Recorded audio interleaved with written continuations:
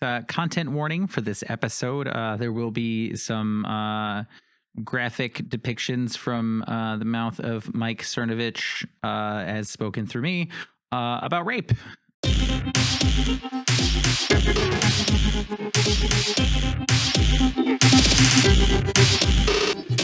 Hi, everybody. This is the Crumbling podcast. I am one of your co-hosts, Sophia Florence, and I'm here with my co-hosts, Andrew Hillary,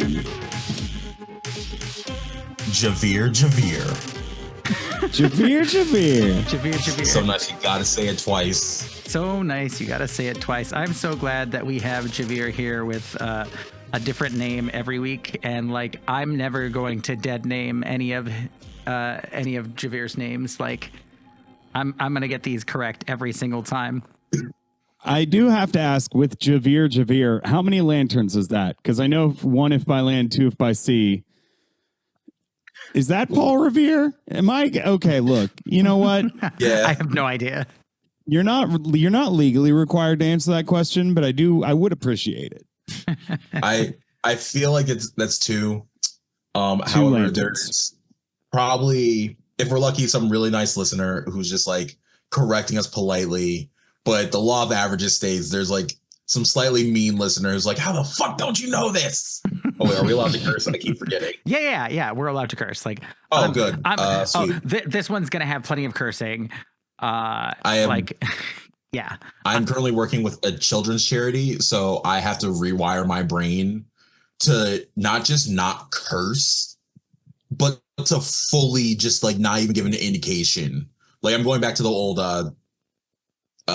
gum commercials where it's like, you lint liquor. Yeah, it's like one of those. So my brain's like, wait, am I allowed to say like fuck, tits? Yeah. You're allowed to say fuck, tits, balls, cunt, ass, any of those. Actually, those are all okay words. Hey, FCC. I will say, as an ice cream truck driver, I can attest. I've dropped a few F-bombs around kids, and you know what? They don't give a fuck. They don't, but there's always gonna be that like one kid who goes back and tells their parent, and the parent's like, how does my kid know that? And then I get into gaslight mode where I'm like, I don't know, maybe you divorcing from your partner and saying it when you think the kids are not listening. Have you been, and then suddenly I get told, monitoring? why are you looking in our windows at night? This Have is you been such a monitoring backstory. their screen time? Yeah, it's like, I don't know, YouTube's crazy. They said you said it. Yo, have y'all seen Yeah. Skibbity Toilet? Do you guys like actually? It's Like, just, have you seen that? Yes, I have. And not only have I seen it, I went on some person's special interest dissection of it, frame by frame with the recurring characters. And this was an hour of my day on a random Sunday of me just thinking one tweet. No, it was like 30 of them. Oh God, yeah. Isn't the whole thing just like a minute long? There's like 30 there's entries. hundreds of episodes of this on YouTube, and it is about like a war between the toilet people and the appliance head people. Yeah, but like it's important Here's to know the that thing, Skibbity is that Toilet is I like a think- guy's head in a toilet. I think like completely unintentionally, technology gave all of us ADD, and then completely intentionally, the only thing that people do with technology anymore is like try to hijack ADD. It's just like, let's throw a bunch of weird random sounds and words. But that'll get everybody. Yeah. And you know what? It works. So who am I to judge? You're I not feel like that wrong. downfall started with today's topic, which is GamerGate, or this arc's topic, Yeah. GamerGate. So Yeah. where did we leave off on But that? Before we get into that, I just wanted to bring up something from the news first.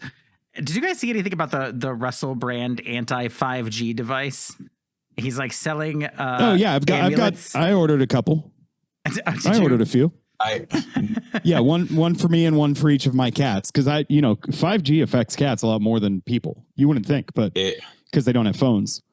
But yeah, no, cats are very susceptible to frequencies. Of course. Okay. You said that with such like a believable demeanor that my brain's like, well, yeah, that kind of makes sense that like a cat could be freaked out by technology. No, this was a Have lie. you ever seen a cat? Have you ever seen a cat with a laser pointer? That's basically 5G right there, just concentrated. It's all the same shit. Hey, Lasers, frequencies. Look, amulets. We got them. Yeah, he's selling magic amulets, quote unquote, for $188 each to ward off Wi-Fi signals and other quote unquote evil energies supposedly present in airports. If they're Russell Brand is going wild, where he's on Rumble now, which is like for people who don't know, Rumble is like the alt-right YouTube. It's YouTube for people that got removed from YouTube. So this is like an Alex Jones and Tucker Carlson kind of place. I would say the most egregious thing happening in airports in terms of energy is just me looking for the most obnoxious food that I can find to take on the plane. Did you know you could just bring food on a plane? I had no idea. Anything. You can. I've taken fucking like pho on a plane before. Like just a big old... I've taken a bowl of soup on a plane. Oh, God. There's I fly Spirit. They charge you like $10 for a bag of chips. I'm like, okay, I get it. I'm just gonna bring some fucking lo mein on this plane and eat it in my folding chair that I'm flying in. If airline food prices get really ridiculous, I'm getting like cold soup and I'm just devouring it. Not like soup that's supposed to be eaten hot. No, I'm treating myself. Are you talking about like a gazpacho? It's I don't know I can't remember the Korean the actual Korean dish name, but there's like a cold spicy there's a soup. Korean cold soup. I want to try that. Yeah, it's like a cold soup. Delicious. There's an American cold soup. It's called cereal. Get with the times, folks. Oh my God. I before we really start, I just need it to be known. Every day I wake up and I'm like, I'm so glad I have my morals about me and I want to be respected in my career field. That being said, every time I open up to pay my student loans off, my brain can only think, wow, if I had like just 30% less morals, I could kind of be making bank, either by like the pivot to like why I left the left or this vaguely scientific thing. I just need to have to go hard at it. And I'm like, no, I want to be a good person. Yeah, no, right-wing grift makes a lot of money. That is how people make a lot of money, namely Russell Brand. Yeah, a ton of money. Yeah, but yeah, so nobody came out of get him to the Greek looking good. Let's be honest. Yeah, seriously, even Jonah Hill, like all of them, basically. Oh God, oh my God, P. Diddy was in that movie. Like, yes, as a he main was. character. Fuck. Oh my God. Yeah, that whole movie is like a trifecta of people that just like ended up being bad people. Oh my God. It's really honestly like the full spectrum of how to be like disgraced as a celebrity, though. Like between Jonah Hill, Russell Brand, and fucking P. Diddy. Yeah. Like saying problematic stuff, doing problematic stuff, being a serial criminal. Yeah. I feel like, Jonah Hill's on that lowest possible tier, and then like you get to P. Diddy's level. Comparatively, wow. Jonah Hill looks great. Yeah. Oh yeah, he's just in like an average gaslighter territory. It's just like, oh, I'm not them. Yeah.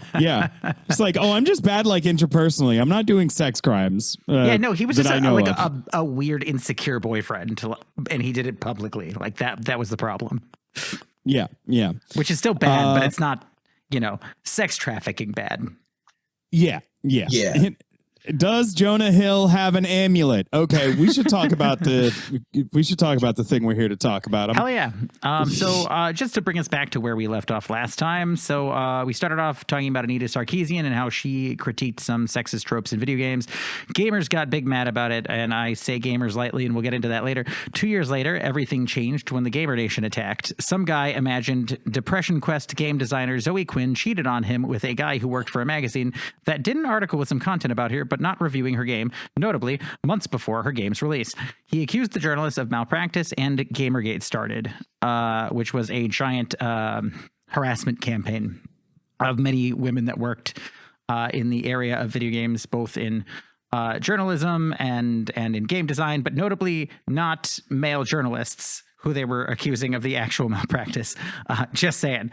And, then in comes Breitbart news with, big air quotes around the news part. And they were swinging their big gay, but maybe not gay now, quote unquote, maybe dick around, who is Milo Yiannopoulos. Milo is denying being gay now. I don't know. That's complicated. We'll get there later. Not today, but sometime later. And around that same time, Anita Sarkeesian scheduled to give a talk at a university in Utah, and some sad dude threatened to do a Montreal massacre repeat at the venue. So that's where we were before. It's, condensed like that. God, I gotta just restate, these guys are fucking dorks. Yeah. It's like all of this, like the turn of the tide of history was turned because some fucking dorks were mad about some fucking game. Yeah. God damn it. Yeah. The saddest, weirdest thing to be mad about. They were like, people don't like our video games that much. What if there's more video games where you're not a big dude with a big swinging dick and balls, because I am straight and I need to make sure that I am playing a big straight man with big abs and big pecs and a big donk. I kind of like, just in a general sense, I do hope the best for humanity, but like, if we all die horrible deaths, I feel like we kind of deserve it at this point. Like, like humanity as a whole, we've exhausted our good graces. We have what's coming to us, and that sucks. But like, what you gonna do? Yeah. So anyway, going back to Breitbart news. I started like kind of looking deeper into like the origins of Steve Bannon for this story, and like Breitbart news is a thread that kind of moves in and out of the story, and one of the main characters of today's episode, if not the main character and definitely a villain, is somebody who had a lot of interactions with Breitbart. But in 2005, prior to going over to Breitbart, which was at the time owned by like kind of a classical conservative guy named Andrew Breitbart, Bannon secured $60 million in funding from Goldman Sachs and other investors for Internet Gaming Entertainment, a Hong Kong-based company. Internet Gaming Entertainment did not make games, but instead employed low-wage Chinese workers to play online multiplayer game World of Warcraft and earn in-game gold that could be traded for virtual goods, which in turn could be resold to players of the hugely popular PC game for real money green rights. And by the way, this is from a USA Today article. At the time, the game published by Blizzard Entertainment had about 10 million subscribers. Some players fancied the idea of paying for goods that would take hours of grinding through the game to earn, but other players considered it a form of cheating, green rights, and many posted anti-Chinese vitriol on bulletin boards. No. Racism. Yeah. In this story, the gamers. This story, the gamers being racist. Can you believe it? No. Can you believe it? There's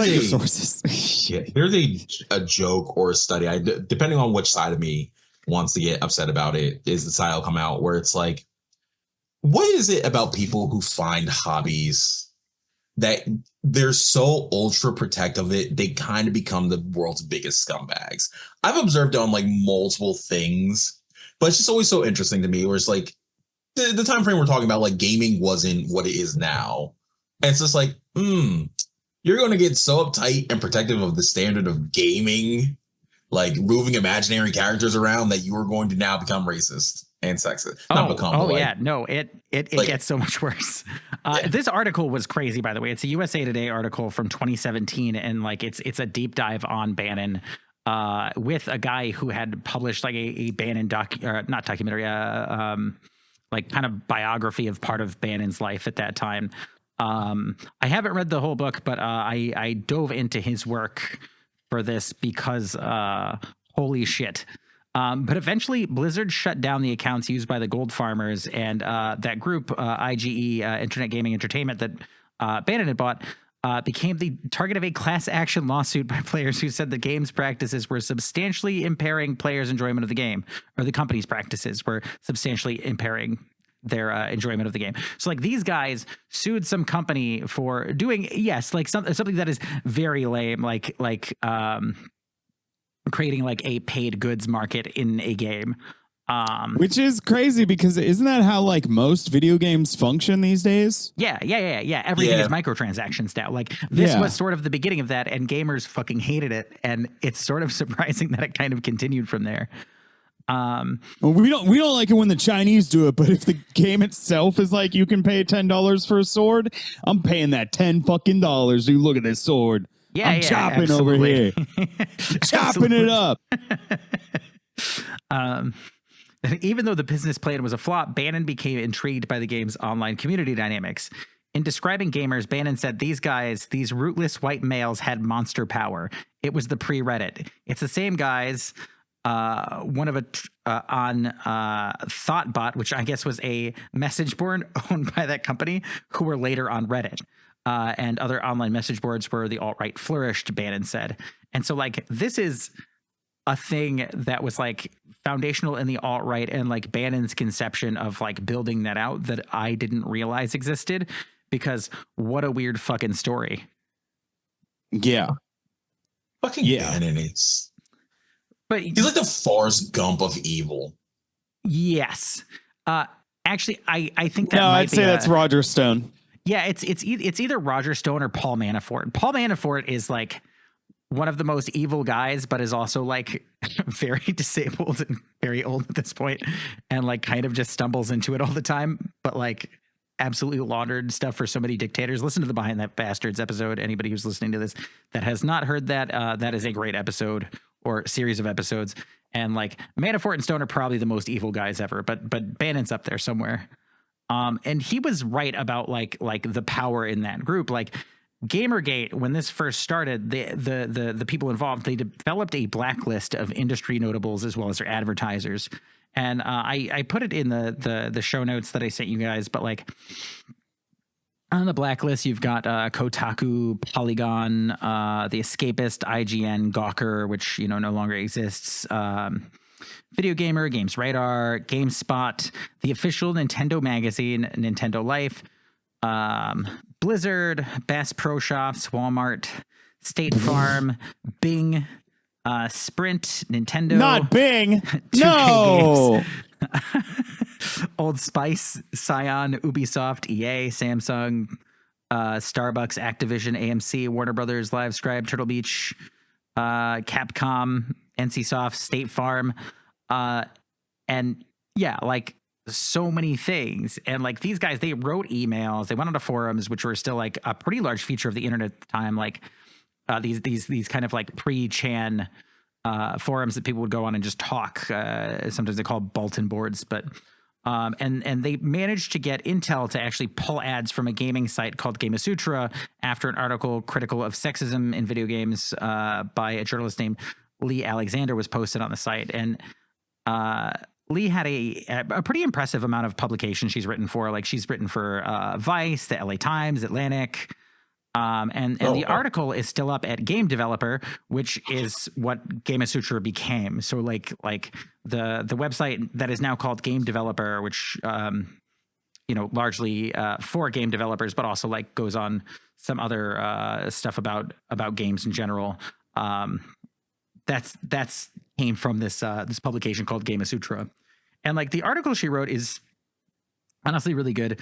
It speaks pretty truthfully about Gamergate, especially during its earlier days, and points out that the people that are culturally identifying with the term gamer don't equal all of the people who play games or even a majority of the market for games. They were at the time and are even more today kind of a loud minority in that space. Definitely recommend reading it. The article is called Games Don't Have to Be Your Audience, or Gamers Don't Have to Be Your Audience. Gamers Are Over. Games don't care about your feelings. Yeah. It is strange because like I know a lot of people just kind of like play video games here and there. I don't really think I know any gamers, like if I were to use that term. Yeah. I don't know that I know too many people that identify as gamers. I met a few people. Actually, now that I'm saying it, calling somebody a gamer in my mind really says nothing about how much they play video games. Like if I think of somebody as a gamer, it really doesn't have anything to do with what they're doing with their controllers or anything like that. It is their personality. Yeah. It's like an identitarian thing. Yeah. In all honesty, and this is an attitude that I kind of don't like. The people who really self-identify as gamers, it's kind of like it goes back to what I said earlier about this is my thing. Because even when you talk to those gamers, they're real limited in what they would consider like an appropriate video game. Like I'm a person who loves playing college football. It's a really fun game.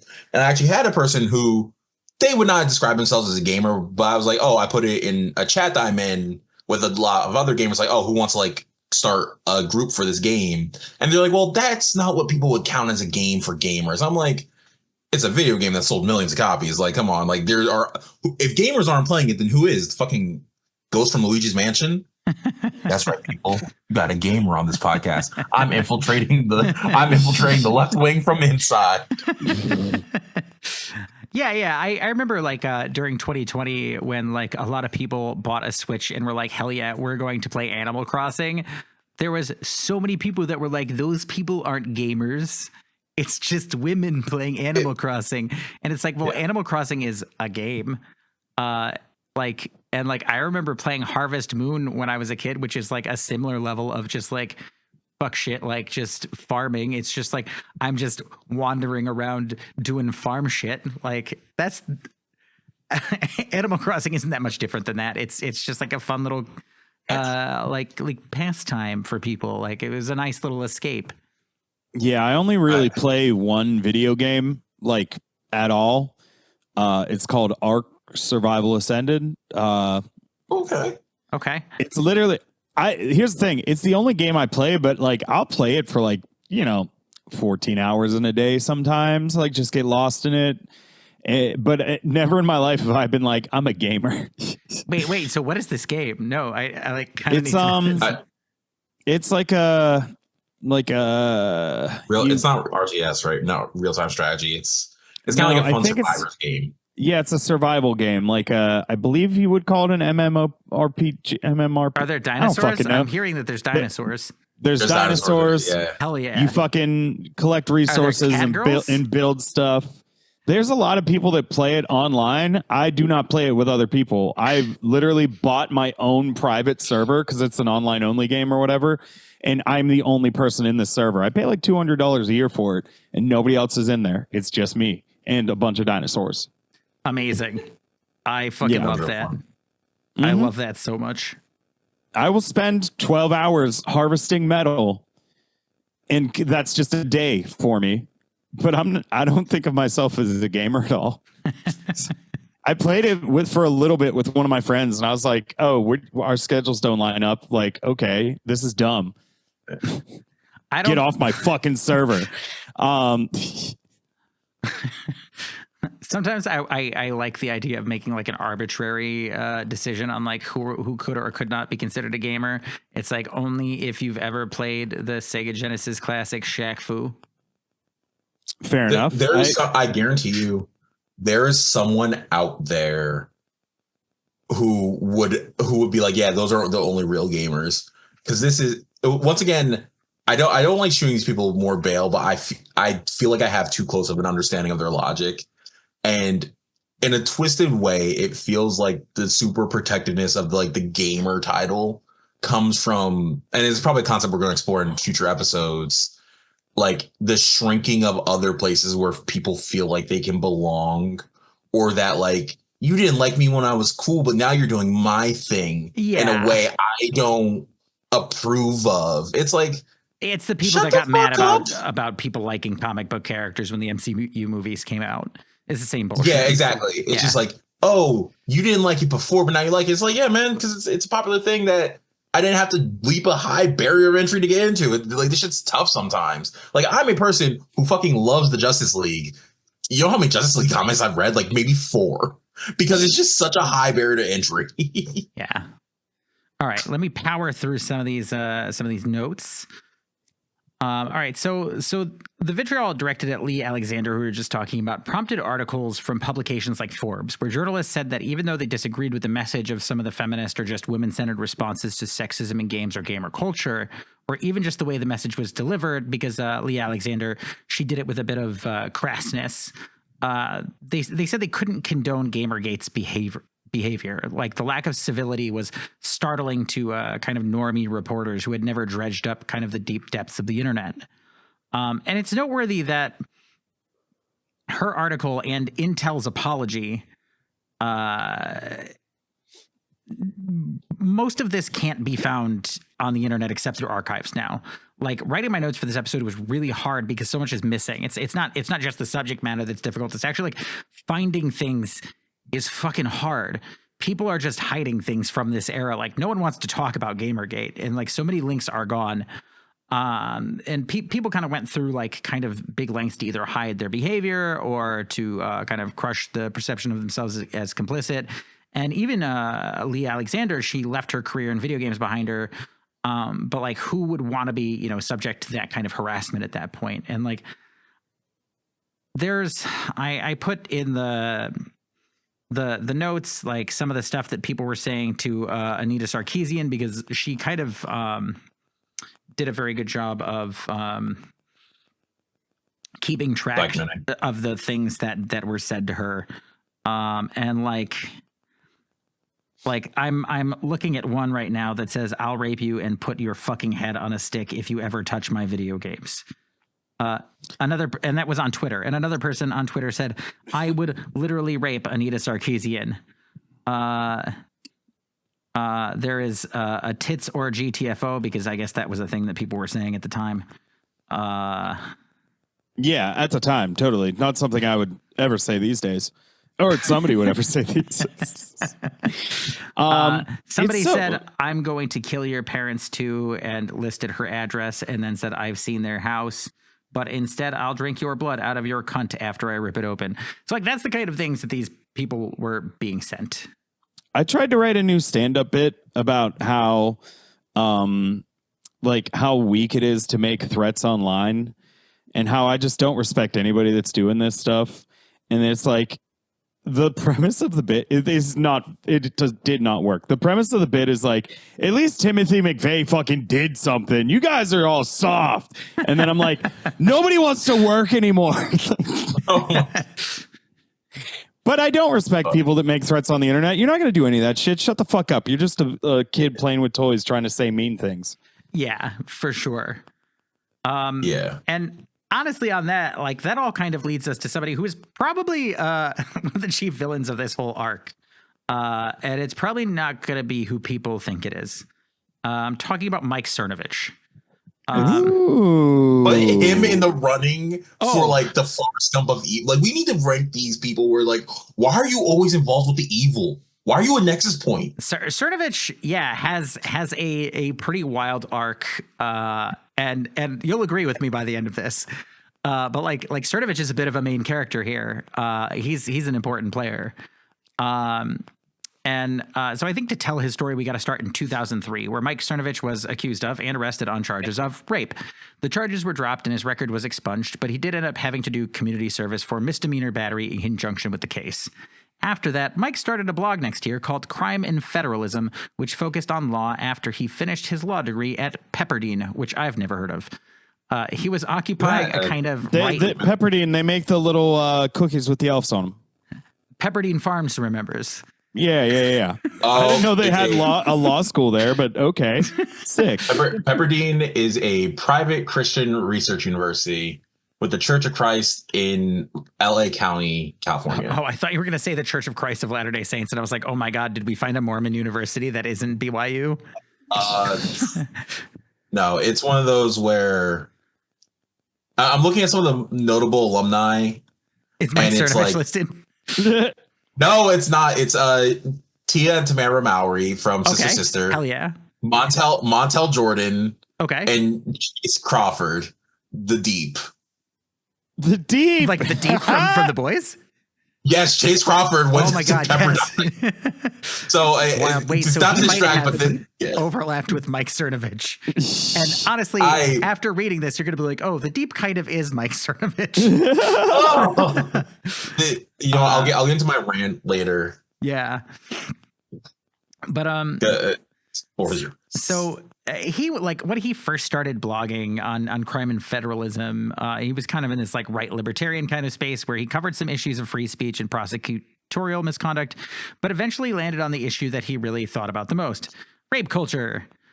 So to Mike Cernovich, rape culture is like his raison d'etre. Like, that is his reason for living. The guy wants to talk about rape, and in 2011, he started a blog called Danger in Play.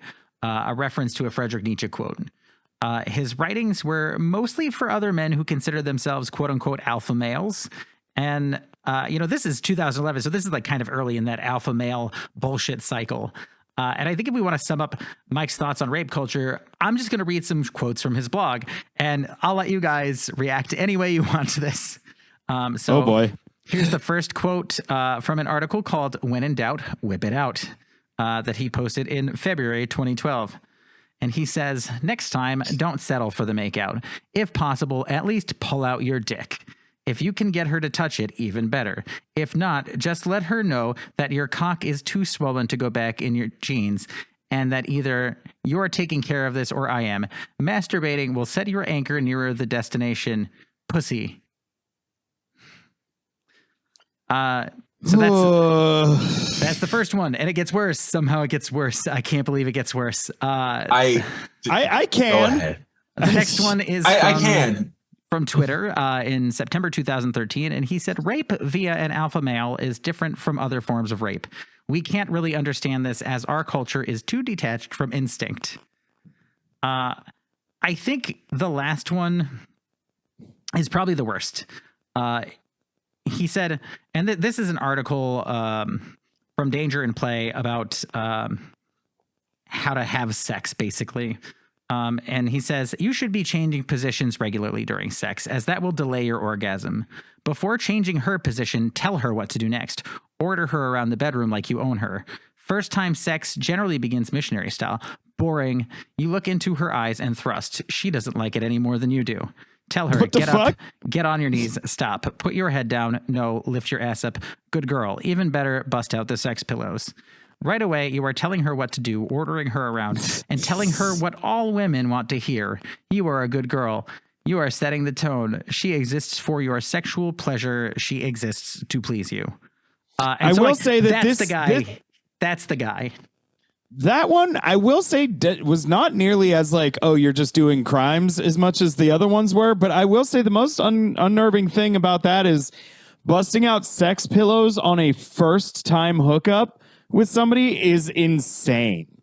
Yeah, it's like, hey, this is going great. This is such a good. I'll always remember our first. Here's these pillows. I want you to 34-degree angle. Like what?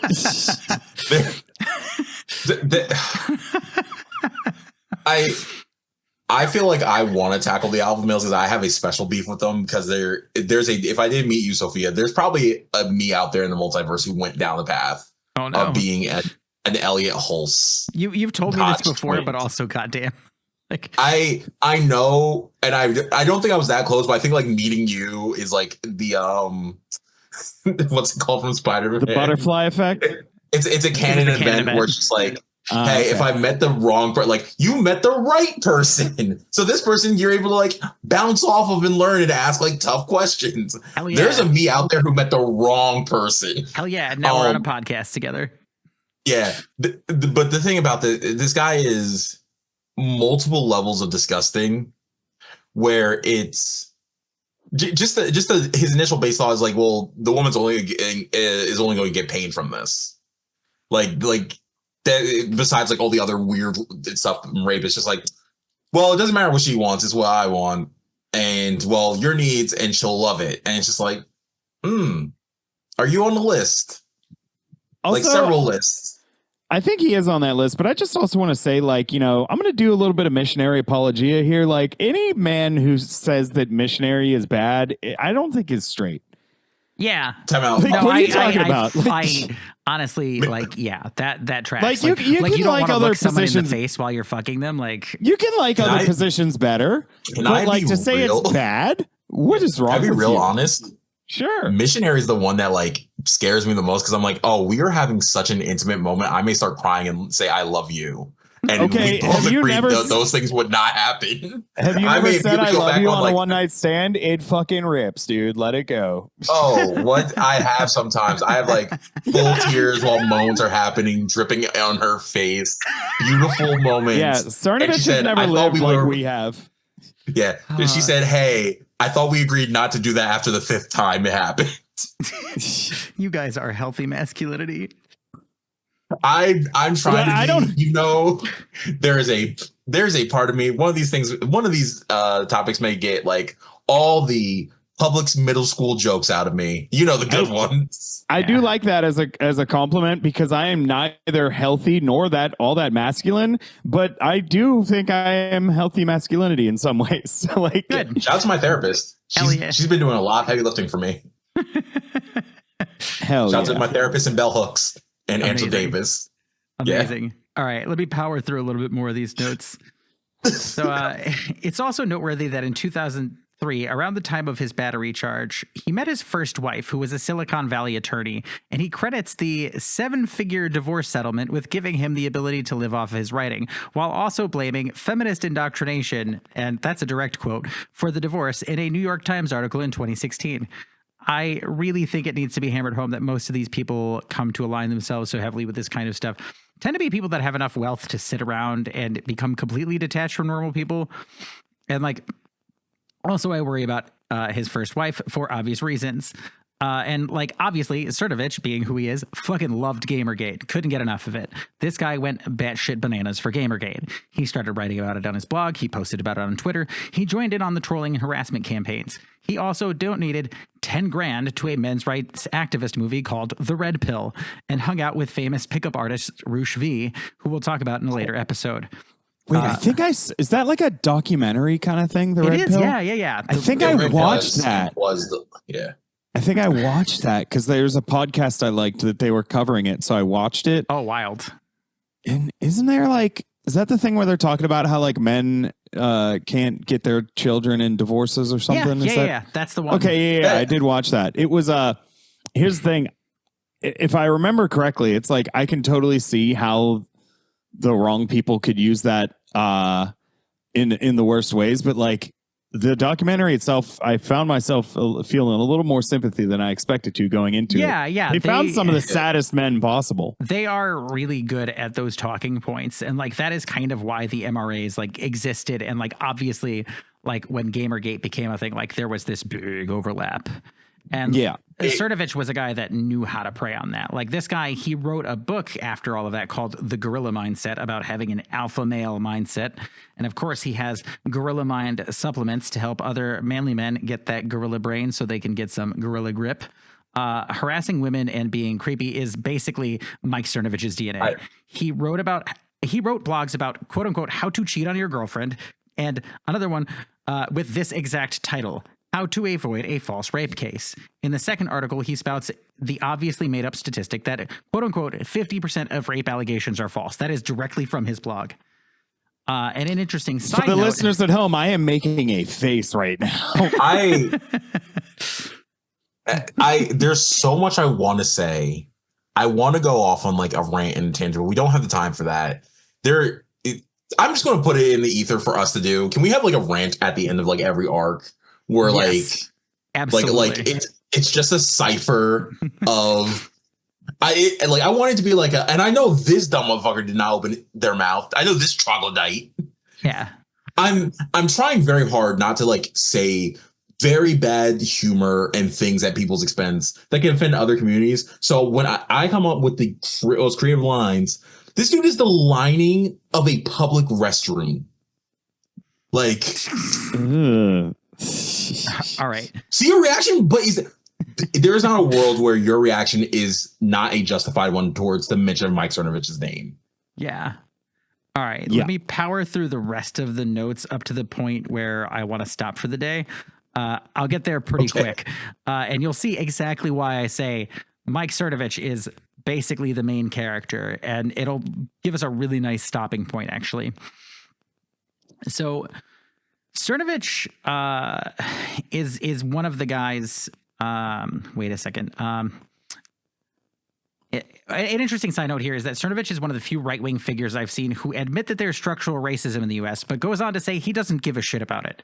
And in an article on his blog, which was called "If White Lives Don't Matter, Why Should Black Lives?" he says, "My views on race have evolved over the years. Well, my views haven't changed, but my approach has. For example, I still recognize the criminal justice system is racist.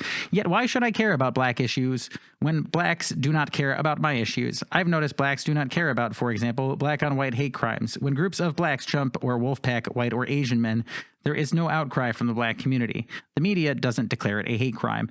And like, I have to say here, like, I hate when people say like a group of people and just like their descriptor with an S at the end. So like the gays, the Jews, the blacks, like this kind of thing, like gross. Like it's always bad. Yeah. Anyone that says that kind of thing, like when Trump was like, the blacks love me. And I was like, you hate black people. Like it's obvious because you wouldn't say the blacks, you'd say black people. And I have a good relationship. You'd say people. That's the operative part of that, right? Well, not if you don't think they're people. Yeah. Like, come on. It's kind of like that. I don't know if everybody remembers this news story where it was like the older white guy who goes like, "Oh yeah, a group of like black teens damaged my like vandalized my property and spray painted." He spray painted Black's Rule, and someone goes, and it's just like, bruh. There is not a young black person. Fuck it, there's not an old black person who would ever spray paint that shit. Yeah. But yeah, Cernovich is an idiot for that claim because of two reasons. One, if a group of black people does something to a white person, the media doesn't need to report on it. You want to know why? Because the criminal justice system is going to get their asses in fast, or they're just going to get 4 random black people who look like them.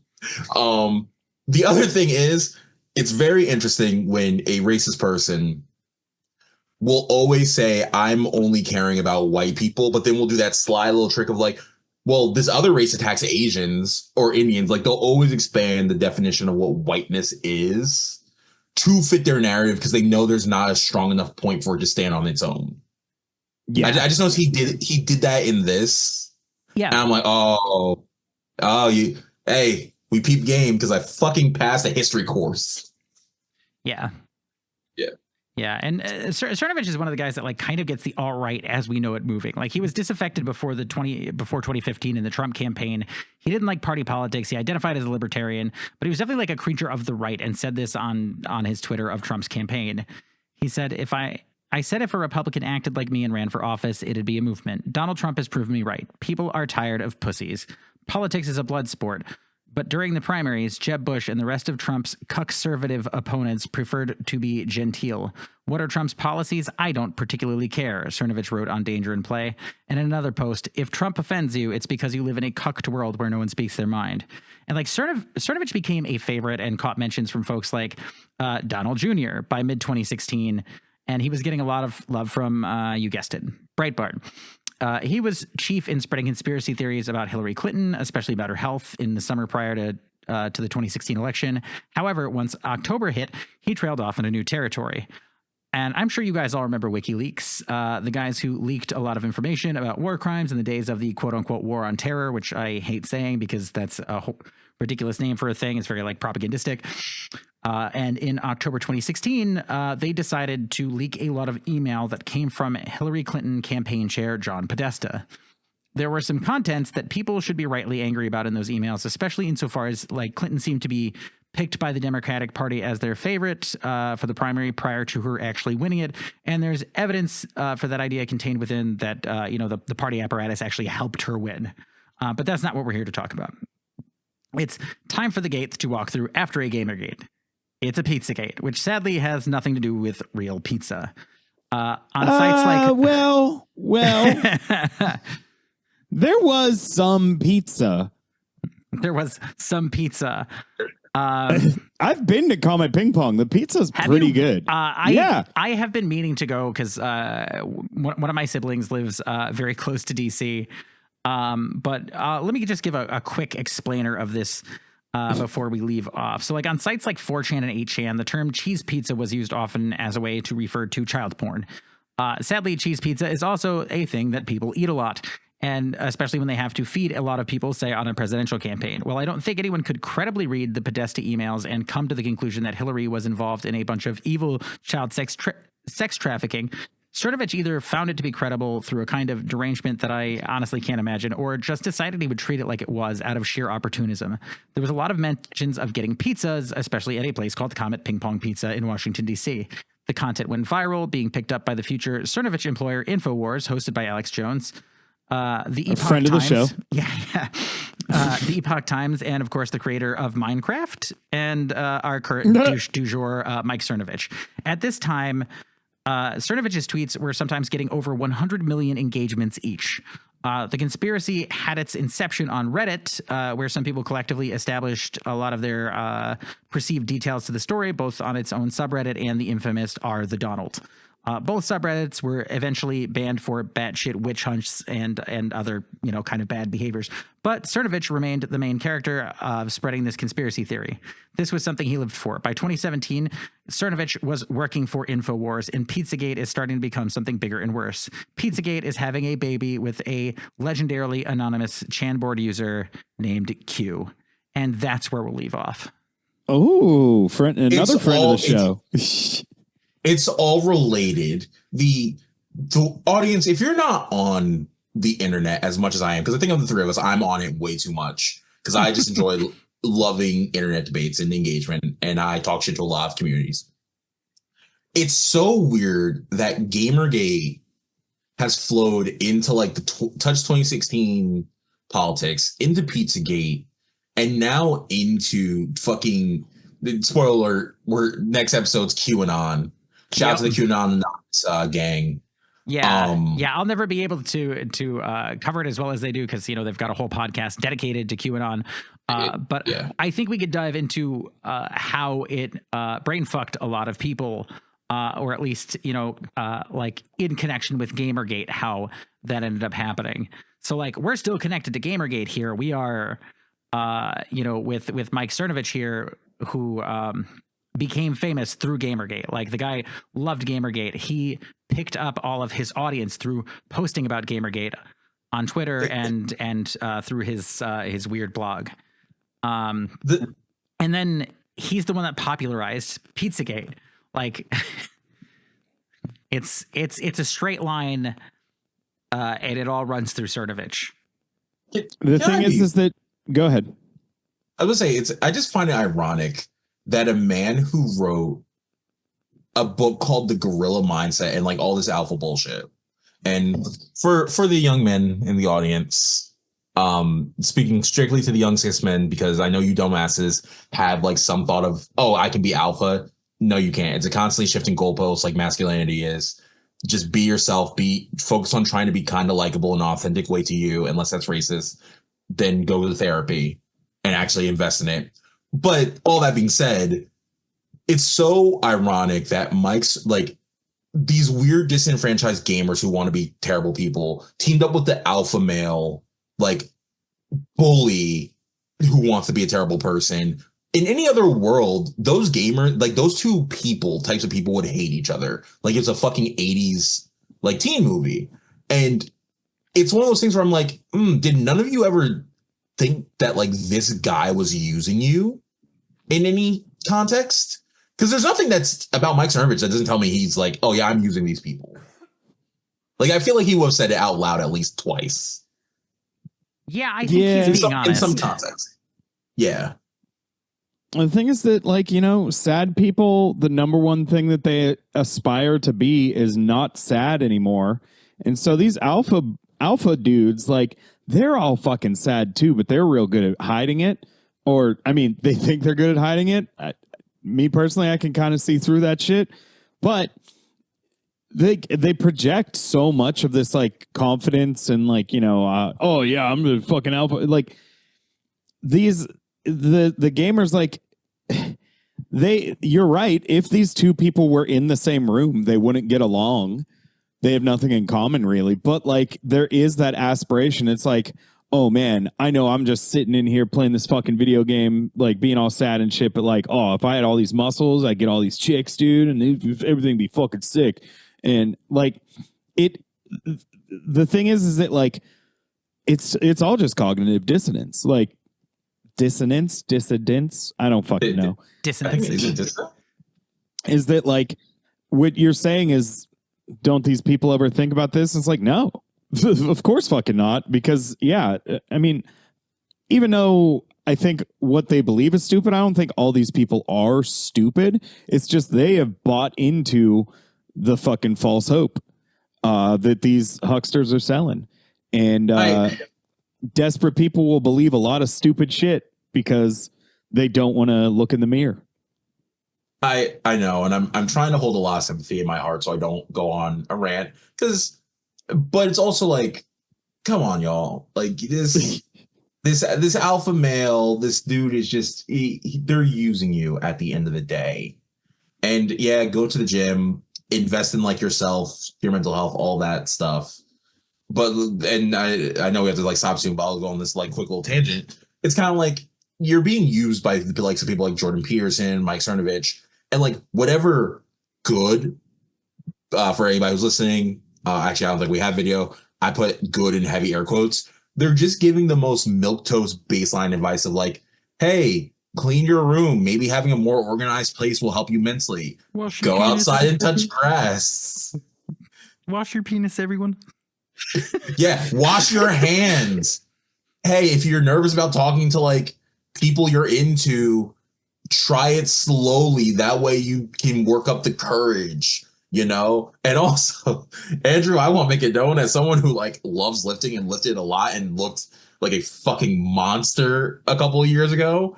I have gotten laid in way like quadruple the amount more just by like my eclectic weird nerd knowledge than any muscle. Being an alpha male actually I'm going to use a very off the cuff term. It scares the host. It scares the host. Stop scaring the host. Yeah, like yeah.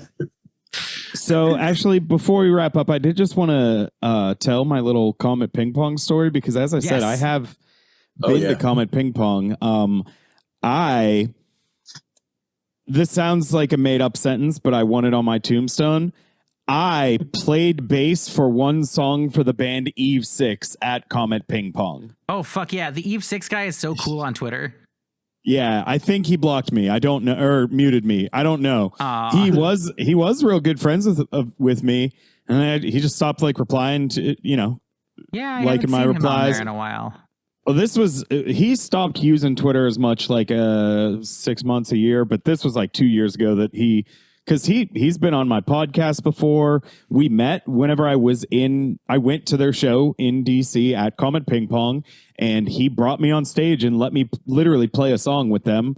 And yeah, then he just kind of stopped replying to my tweets and stuff. So I don't know if he muted me or if he met me, because that was our first time meeting in person. And that's kind of when he stopped talking to me. I'm like, I wonder if he just hated me, which honestly, that's fair. Which song did he let you play? I Want to Bite Your Face. It's one of the newer ones. Got it. It's a banger though. Nice. It's real easy to play on the bass, and that's probably why you let me do it. Hell yeah. Hard to fuck up. Yeah. So that was a good time, and I had some pizza, and it was tasty. And I did look for the basement. And here's the thing: there is no basement, but the doors to the bathroom are these like kind of scary looking, like they're like custom built doors into the like they like go into the walls. So it's like, yeah, I could see somebody looking at this and being like, ooh, this is spooky. This is evil.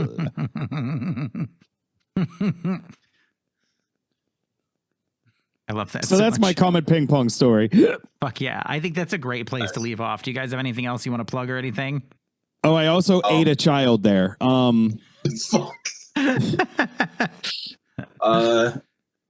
I'm just happy to say I'm glad Alex Jones got sued for $1 billion and now has to liquidate his InfoWars office. Yeah, I won't believe it until he's out on the streets. I don't. Oh no, I'm glad that of the developments, but I've followed this shit way too closely, and he has had so many different fake businesses that he's set up and like blatantly talked about on the air, and he is still operating when he's like just explicitly describing the fraud he's doing, and nothing is happening to him any further other than like there's like, oh, a new development, oh, he's gonna have to liquidate. Here's the thing: if somebody that likes Alex Jones bids high enough, he can just keep his company, keep doing it, and it just like Elon Musk will own it or whatever. Like, yeah, they just need to actually physically liquidate Alex Jones. I am not like going to be satisfied until that motherfucker is soup. Yeah, same. He is. Alex Jones definitely a cold soup. He is a gazpacho. Yeah, not a good one though. No. But I would eat him on a plate. Same. There's no rules on planes. Or, I mean, there's a lot of rules, but one of them isn't you can't bring this pad thai on here. Yeah.